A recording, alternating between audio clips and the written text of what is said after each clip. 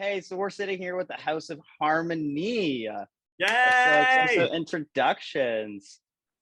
Hello, my name is Jenna Sipa. I am from Sturgeon Falls, Ontario, and I am one of the members of House of Harmony. Yes, girl. My name is Miss Shady from House of Harmony, all the way from Mexico, now here in Toronto, Ontario. So very happy to be here. Mwah. Happy to have you. Hi, Shady. Hi, everyone. My name is Weeby. I am so excited to be here from my stunning little apartment in Vancouver. So happy, House of Harmony. We're back. Hi, y'all. I'm Pepper. I'm here in Edmonton, Alberta, representing Alberta Beef. Booyah! Yes, and I'm the senior citizen of House Harmony. Grandma Pepper. Right. Not senior citizen. Oh my God. Call me mother, more like call me grandmother. Yeah. I mean, Pepper, how was it like, I guess, being a little bit more of a season queen, being in a house with these three? Oh my God, the energy of these artists is insane. It was honestly inspiring and it drove me to be better. It really did. The energy of the three of them just elevated me to what I didn't even know I was capable of. Sisters for life, like it's a beautiful bond. Have any of you been in a house before or worked with other drag artists in like this close a capacity? Yeah, Miss Shady? Yeah, my house, the House of Darlin. So my mother, Divine Darlin, she's from Toronto. She's one of the most known queens in Toronto. Yeah. She worked playing with all the other girls and stuff. So Yeah. So now you're part of two houses. yeah, I know. I got my two mothers now. Where's my Nice. second? Where's she at? She's busy. She's busy working everywhere. Or maybe Yeah. busy. Yeah, she is working. Weeby, have you been in a house before? No, I'm a little orphan like Annie. I had never had a drag mom. I had like an ish sister. Me and my best friend painted for the first time during COVID in a mirror together. So we always call each other sisters, but I mean, she's never really performed. So it was really just me, really just the lonely little wolf. So did you pick up drag during the pandemic? Yeah, I like have always loved and appreciated it so much. And during the pandemic, I mean, I was doing my bachelor's of education, so I was learning how to be a teacher, and I was like, why not learn how to be a drag queen as well? So I hit up my drugstore and I just started playing around. Early day Weeby is very thumb, but I'm so grateful that I had the space to do that in private, so I never had to go out. And by the time that I was able to go out in public, I was feeling confident. I was giving it. So yeah, little. I call myself a quarantine queen. Ah, nice. I love that. And then working with kids, like how does working with kids like impact your drag? Well, I mean, it's something that's super interesting because I do try and keep them separate, but with that being said, I've had some really cool opportunities to bring drag into the classroom. I worked with one of my colleagues throughout the entire kind of spring, summer. They were teaching their kindergarten students or 5-year-olds all about they, them pronouns and non-binary individuals. And they did this lesson through like the existence of this this non-binary alien. And at the end of the year, I put on full alien drag and came into the class with this group of kindergarten students and read them a book and danced with them and played with them. I mean, young people are so receptive to drag because there's so much less judgment and they really just see the joy and the fun of the colors and the expression. I think it's so important that kids are exposed to this early on because it's like seeing people live their queer selves out and proud creates such a safe space for kids to like explore their identities. I guess I can call myself a teacher because I am also a mother of 5 kids. Drag children. Yeah. I just started drag almost 3 years ago and I already have so many children, even grandchildren. Can you believe that? Are they all in the House of Darlin? Like how big is this house? Or is this your so is this a third house I'm hearing about? Yeah, it will be my house, the House of Shady, but I have 5 siblings that are my sisters, and then under me I have 5 more. And then one of them has a grandkid. So no, children. So it's my grandkid. Can you believe that? I'm a grandma. That's Pepper. bananas. Straight up banana The senior shade. citizen. Okay, The well, I'm senior located citizen. in Toronto too, so I would love to come to the family show. Yeah. That's awesome. Actually, You fill the bar. it's my mom's birthday in November, so we usually do a family show. Oh, that's One of the awesome. local. That's Stay cute. tuned.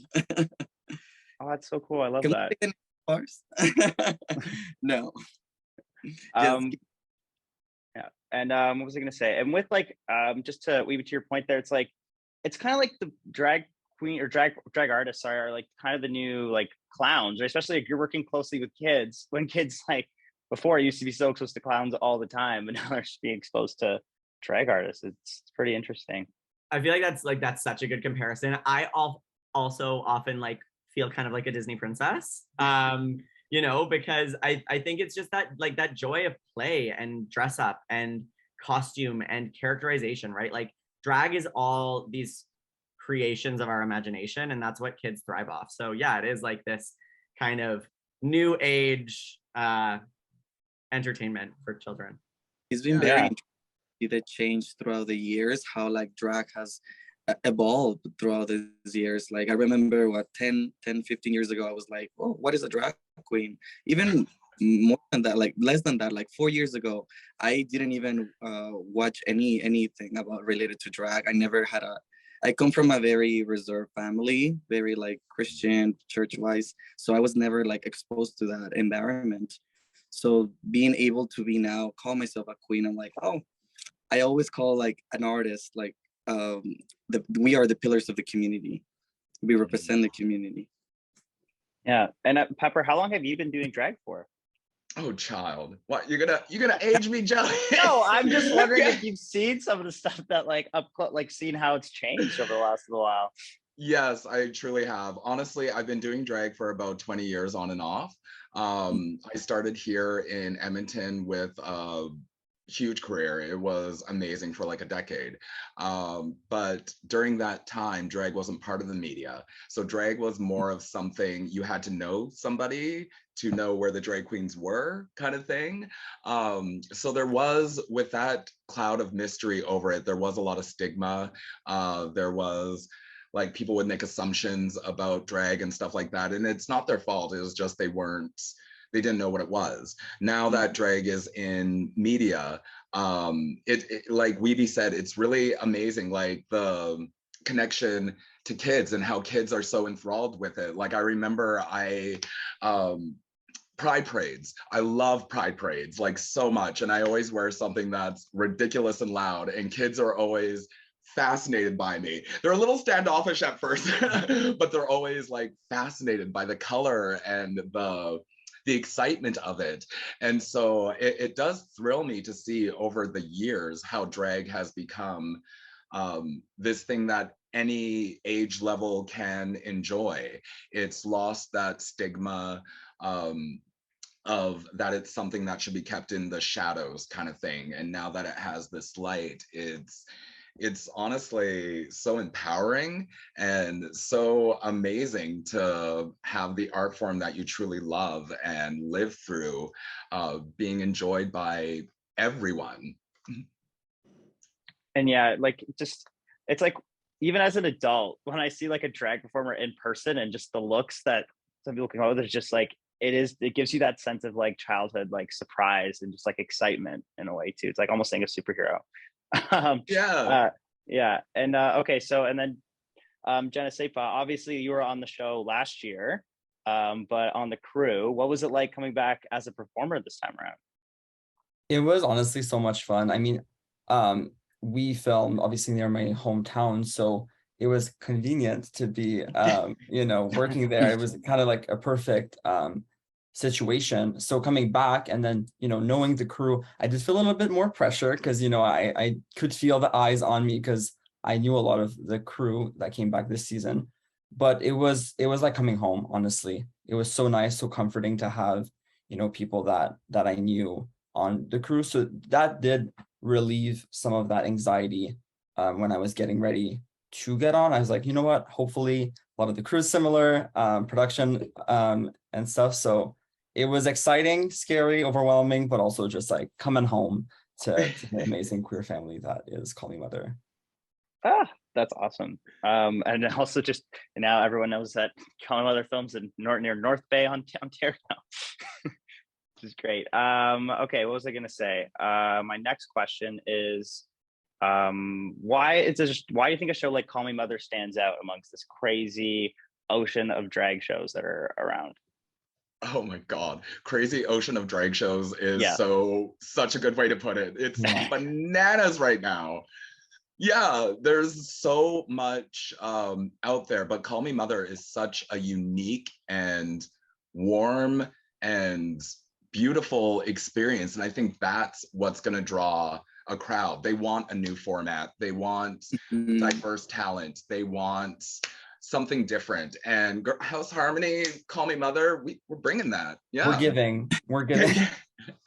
I think like it's to kind of pull from what Pepper's saying is like, especially when we look at this vast ocean of drag now, it's starting to, there's no longer just like drag, there's drag kings, there's drag things, there's drag queens, and there's all these like smaller communities within the drag umbrella. And I think what's cool about Call Me Mother is it pulls from the pageant, it pulls from everywhere and brings this like beautiful kind of all-encompassing vibe of what drag is to the space. And also like adding to what Pepper said, it creates an environment. The show, you're not going to see us screaming and yelling at each other. And I mean, we get enough of that already in other forms of media. Like it's really cool to watch queer artists support each other and root for each other and like succeed together, you know?